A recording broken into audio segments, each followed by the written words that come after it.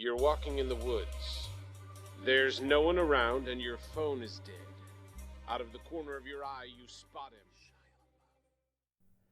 Hello there, my name is Graham, and today we're going to be breaking down Dead Man's Stomp, a Call of Cthulhu scenario released for 7th edition in the starter box set. It is written by Mark Morrison, and he is taking us to the heart of jazz in 1920s as we explore Harlem in all its notoriety. We had a good time with this one, but it did come at the expense of a few changes here and there to round out the scenario and make it play smoothly. There is some great scenes to be had, but the connective tissue is a little weak. But with these few quick changes and considerations, it is a fairly easy fix to make this one shine. This scenario delves into the day-to-day racism encountered in Harlem in the 1920s, and it is recommended that you as a keeper need to be explicitly clear with your players about some of the scenes and themes that are going to be in this scenario. There might be some people that find it uncomfortable, but that pretty much is the point. There is a foreword on the matter by Christopher Spivey, the author of Harlem Unbound, which deals with similar topics. If your players wish to tone down the racism in the scenario or eliminate it altogether, it is completely possible to do so, but it will lose a little bit of its luster in the process as it does have these themes wrapped inside, and it is also encouraged to create black PCs for this scenario. So what is going on in Dead Man's Stomp? A heartbroken jazz musician, Leroy Turner, has lost the love of his life, Marnie. Drowning his sorrows in booze and music, playing all over Harlem, he finds himself being offered a special trumpet by Louis Armstrong himself, or more accurately, an aspect of Nyarlathotep. Turner soon discovers his gift to raise the dead as he plays the best music of his life, sending him mad. But it isn't the only one who notices his Dead Man's Stomp. As a customer of Small's Paradise Club is killed during one of Turner's performances, bringing him back as the Walking Dead right into the arms of our investigators. The would-be gangster from the hit taking the word back to his boss about this miracle jazz musician, and all he wants to do is play for his dead sweetheart. We are thrown into the scenario in a slice of life opening where the PCs are waiting for a professor that never shows up in his favourite jazz bar, Small's Paradise Club in Harlem. It is here that they are dragged into the events of Leroy Turner.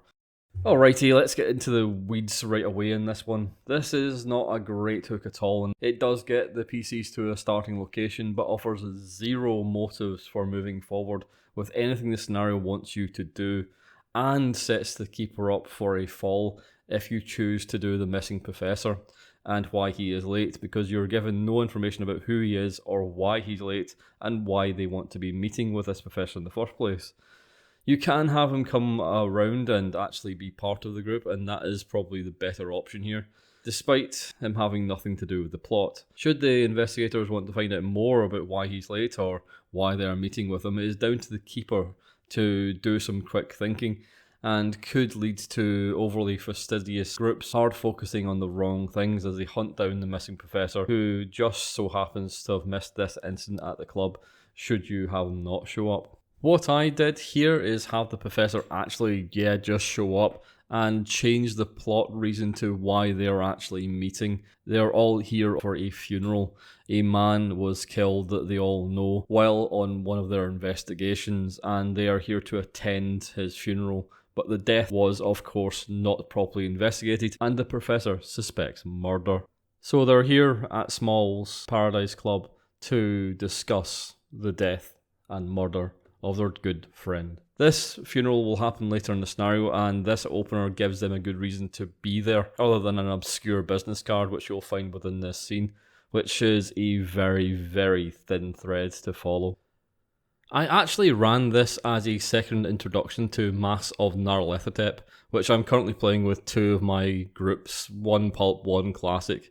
I used this for my Classic to link in a secondary character lot to the actual story themselves and use the Professor as Jackson Elias. It's amazing how well this scenario actually fits the themes and story of Masks, and the New York chapter fits like a glove. Because Masks is almost like a second language and it needs a lot of context, I will go into spoilers for that and how this can be linked in and meshed together at the end in a special spoilers section. But for now, just know that it's pretty cool. So onwards to Small's Paradise. While in the bar, waiting for the said professor, the night unfolds and the investigators are given seats near the back of the room, the only table left spare. I had players that had PCs with really low appearance and made them have luck rolls to see if they were well dressed enough to get in, or charming enough, that is, or be roughed up and sent on their way. While this may seem counterintuitive as they really need to be in this bar, it should send at least one of them round the back of the club, and you can signpost this with the cooks dumping bin bags in the alley so they can actually get in to the bar some other way. And this will take them backstage, which will bump into Leroy Turner, our antagonist for the game. Make sure you know the players well enough before you try and pull off this trick, because some players will just shrug their shoulders and sit outside the bar or try to do something else and completely throw your game out. If you trust your players to be stubborn enough to try and get into the bar, this, however, is a very good way to make the scenes feel a bit more fluid as they do find Turner backstage. We are given an in-depth look at how unique Small's Paradise is for the era, being one of the only mixed venues in town, bucking the norms where all other clubs were segregated at the time. And the club's clientele should be very diverse for this point. The PCs on entering are given a table at the back where there is space, however there is one lone white man sitting there already. This is Manusco, a accountant for the mob. He is also here for a meeting, and he should say little to the PCs as they join his table, but he should be played as nervous and yet arrogant. Being a racist, he'll probably glare at any non-whites in the group. While seated here, Turner will appear and he should be with any PC you sent round back, making friends with them and really making that emotional bond.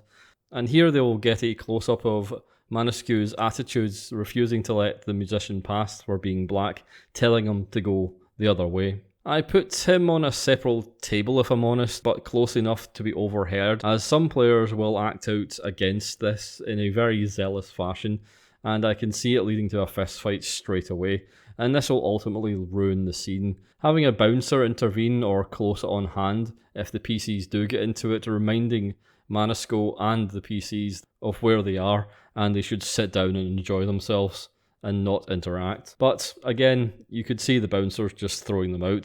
There is a lot of scripted events in the club and throughout the scenario entirely, which aren't great for keepers at all, with the players wanting to interject themselves in all sorts of ways. These sort of cutscenes never quite play out as prescribed, and this is just the style of this writing throughout.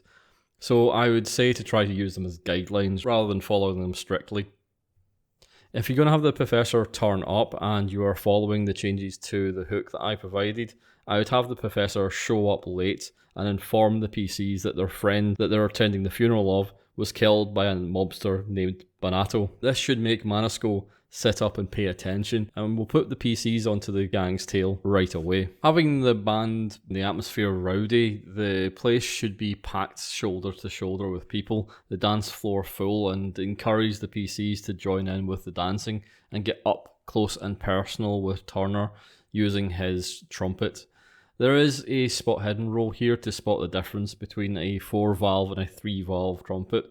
I have no idea about music, and I don't think many people would have noticed this as odd at all unless they have an in-depth musical background. Even the crackled finish on the trumpets itself might be fair game, but it's not that unusual, I suppose. And bringing the attention to the trumpet is more of a meta call for the players to realise what you're trying to tell them. Any distraction provided to take their attention away from the accountant is welcome here though, and personally I would start spilling a tray of drinks on one of the PCs. It always hits the bill and gives the gangster who is here to assassinate Moscato the opportunity to do so unchallenged.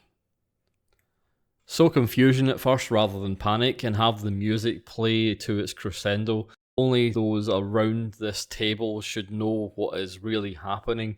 So a lot is lost in the moment as others mill around, and it slowly dawns on the room what has actually happened. And then hopefully one of the players will get up close and personal with the dead body, and then the dead man gets up and all hell breaks loose. Now should come the confusing mess as the players and the patrons, who are getting assaulted from all angles by scared drunks, bouncers, and of course the zombie himself, brought to life by Turner's horn.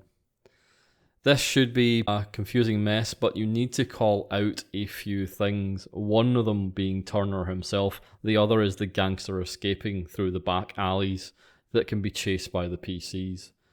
Only because the keeper calls attention to the trumpet, however, and the song, does the player really know that this is a link to the problem at large. And there's a lot of waffling text to bring idea rolls into this, should the players not figure it themselves, rather than just having a stronger hook from the beginning.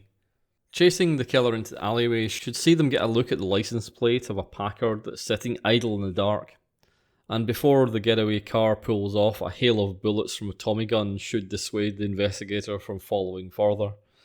There is some calls for rolls here, which are dodge rolls, and it pulls its punches as we don't want to kill the investigator. But the called roll is a dodge roll, and you can't dodge bullets. This should have been dive to cover. This is a starter set scenario for inexperienced keepers, and you have to be clear of what you're doing, and this paragraph breaks all the rules with little context given. Back inside, we are left to deal with the reanimated accountant, and we will see it groan the name Joey, the name of his killer, and the man he was here to meet. It is another vague clue, and one that I saw get zero traction with my players.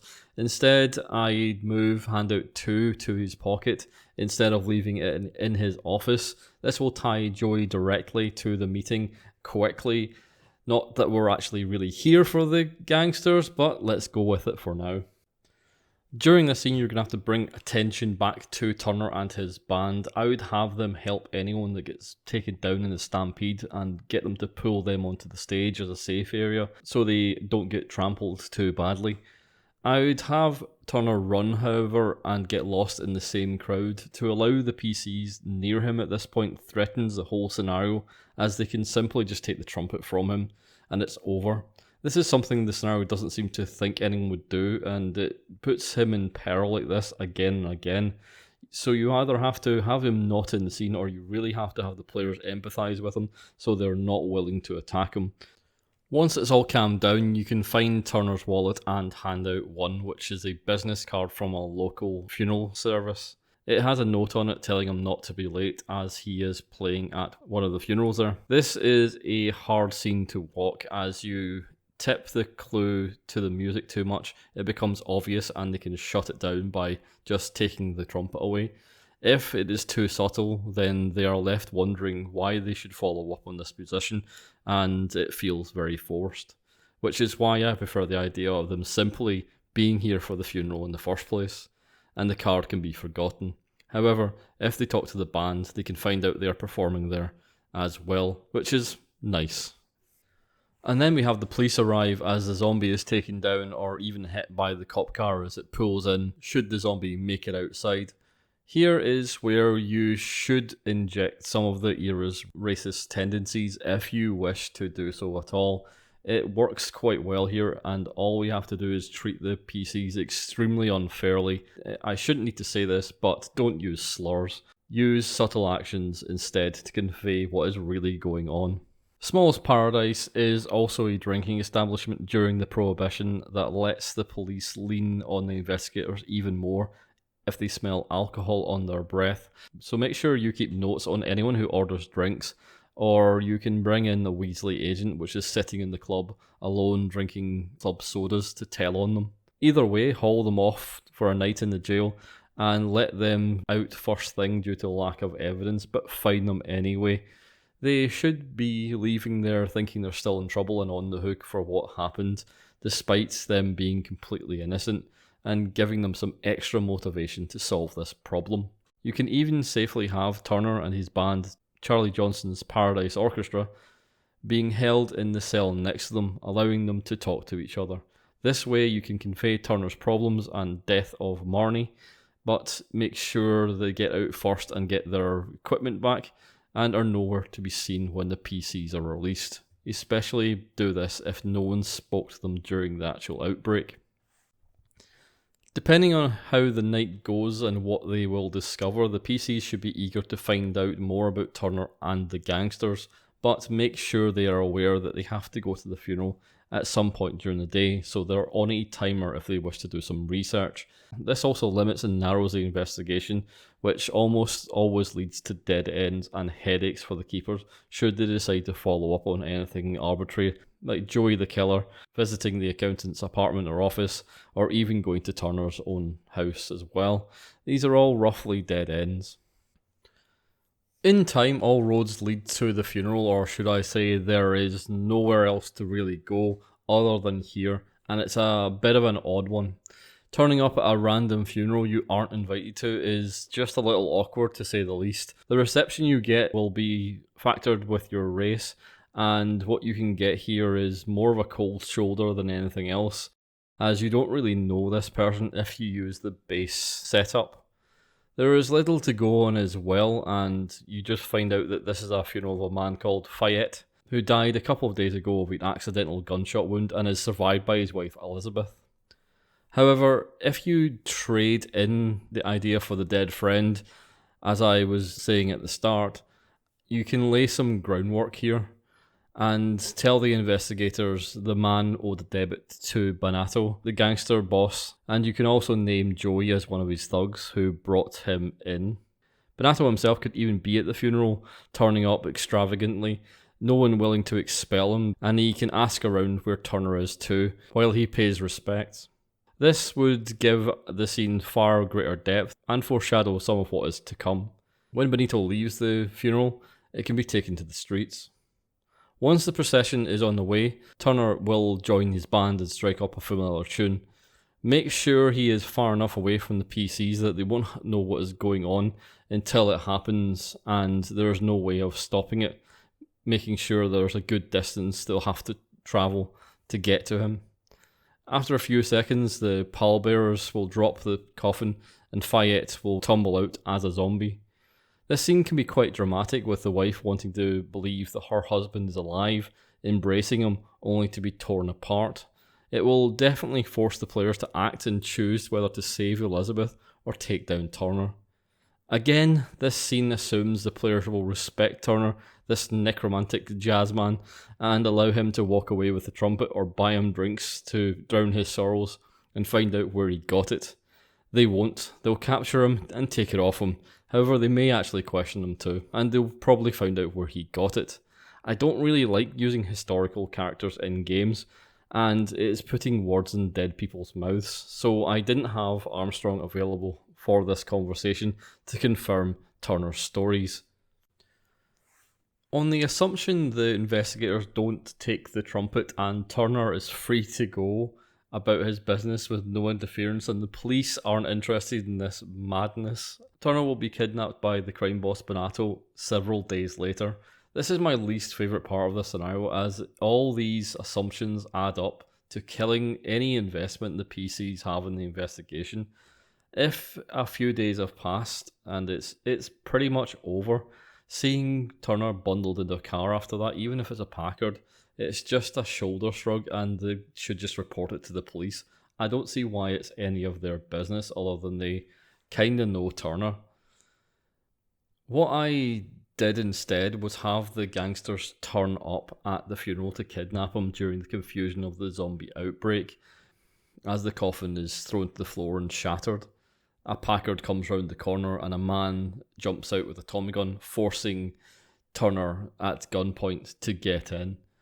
This adds a third dynamic to that scene and saves Turner yet again from being punched in the face and told to hand over the trumpet by 4 angry investigators.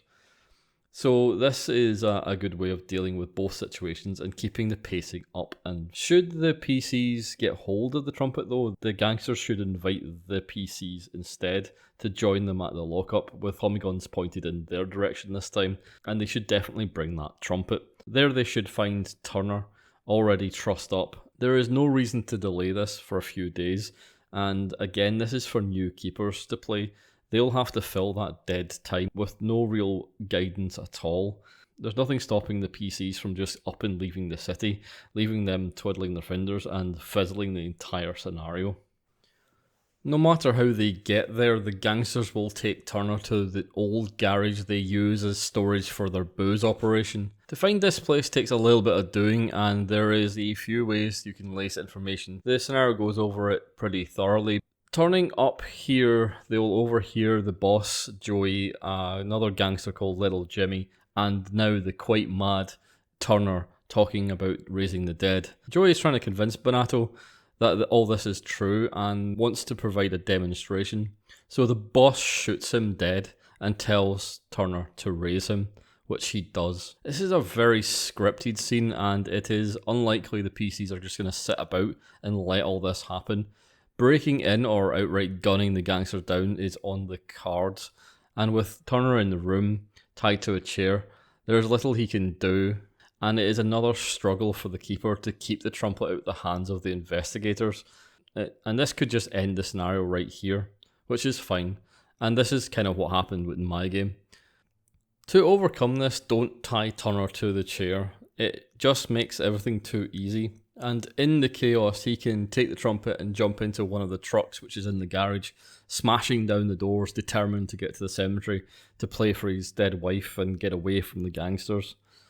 What the investigators do with the gangsters can come back at them in another scenario or during downtime as well, and it could be a nice buy-in for a greater gangster plot, having them make up their debt or to the underworld. But ultimately, Turner should escape here. And to be honest, by this point, this routine is getting a little stale. Turner has risen a zombie and been allowed to escape in 3 scenes now, and he's going to be doing it in the 4th. Spoilers. It's a little bit tired, and this scene could be turned into one where the PCs turn up late and the zombie is just milling around, the truck already gone, and the gangsters stuck in the back room with the zombie in between them and safety. They could be forced to tell the investigators where he went in exchange for taking out the zombie and allowing them to live. And this offers a moral dilemma for the players, which always goes down well. Turner will always get to the cemetery before the investigators, or so the scenario will tell you, which is a little gamey, but I understand why. But the scene here is excellent, with Leroy Turner playing for his lost love, raising her and everyone else in the cemetery from their graves. It is, however, a little bit of a struggle to get here and play it out naturally without some serious plot armor and convenience from the keeper to keep the trumpet in the hands of Turner. However, here they are likely to use deadly force as Marnie crawls from her grave at his feet.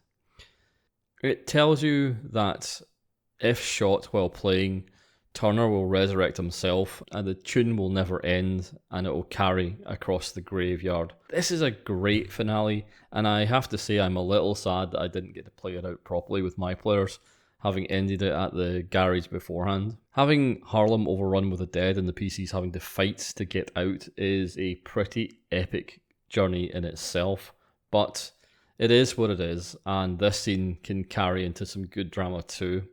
The sorrow and pity the investigators can feel for Turner if you set him up and played him out correctly can make this into a hugely terrible tragedy.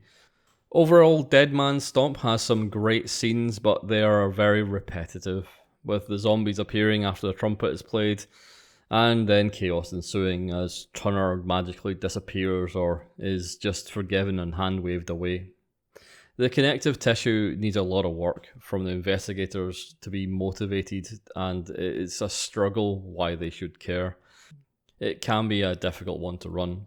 We had fun with it and it can really shine, but it is a tough one to recommend to anyone but experienced keepers, unless your players are willing to just go along with it and not look too closely at anything that really happens. The scenes themselves, though, are excellent fodder should you inject them into other scenarios. A gangster shot in a nightclub, a kidnapping on a street, a funeral procession that ends in a zombie apocalypse, and the big finale as well. It all plays well on the troped jazz musician that makes a deal with the devil to play the best he could. The next little part is spoilers for Masks of Nyarlathotep. If you have not played that campaign, I recommend that you skip this section entirely, and I shall see you again next time. For all those of you who have stayed, here's what I did. I switched Turner out for Arts Mills, one of the Hell's fighters, and handed him a trumpet from the bar that you can find in the New York chapter. Having ran Dead Man Stomp as a sidetrack to introduce secondary characters to Masks for my classic group, I can tell you it almost solves every initial problem in Dead Man Stomp. Having Eliza meet them at Smalls to discuss the death of one of the Hellfighters the night before the funeral. Have him warn them to be careful and to fill them in some of the killings in the area, setting this maybe a couple of years before the New York chapter itself. This will set everything up for the innocent man when they get there far better, and it will introduce some of these characters slower because there is a lot of NPCs in that chapter. You can find all of the Hellfighters at the funeral and even interact with people like Millie and Hilton himself. They can get to know quite a lot about them and really connect, which would give them a driving motivation to actually go to Sing Sing and really get him out. You can also introduce Captain Robinson and Poole at Smalls as attending officers, perhaps not quite promoted to their new ranks, or you can have Robinson be the one who interviews them at the jail when you haul them downtown. On top of this, you can also have one of the gangsters be roped into this situation as well, renaming maybe Little Jimmy as Corey or Little Corey. This is Erica's bodyguard from Masks. This could open up many doors if they manage to befriend him or even sway him against them should they actually put a bullet in him. Should he be taken down, no big loss, just rename him in the New York chapter as something else. So all in all, it's a pretty good intro to a lot of the cast for the sidetrack during that chapter, and I hope that helps you some should you want to use it as well. And with that, thanks for listening, and I'll see you again next time.